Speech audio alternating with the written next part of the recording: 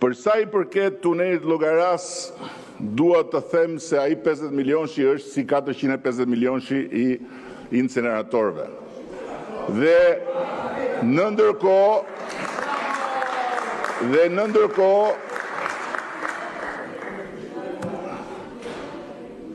rrini fort ligjit ande. Në ndërkohë natyrisht që sot pikërisht pse drejtësia është e pavarur,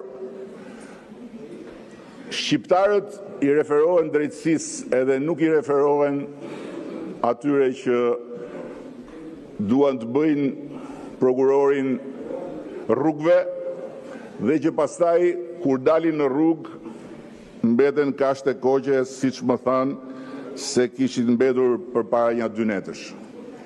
Dhe e fundit që kam në këtë aspekt është kënga e mjerueshme e fondeve të bujqësisë. Dua t'i them shqiptarëve se Olafi, i cili bën hetime për llogari të Komisionit Evropian, për vitin 2019 dhe 2023 nuk ka gjetur shkelje të njëjtës natyrë siç ka gjetur në Shqipëri, vetëm në këto vende: Luksemburg, Maltë, Qipro, Irlandë dhe Hollandë.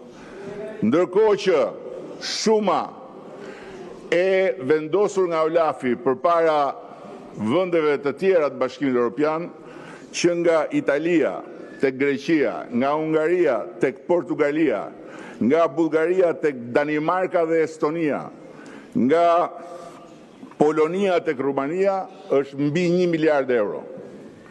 1 miliard euro që në konsideratën e zyrës së hetimit të Bashkimit Evropian janë të keq administruara.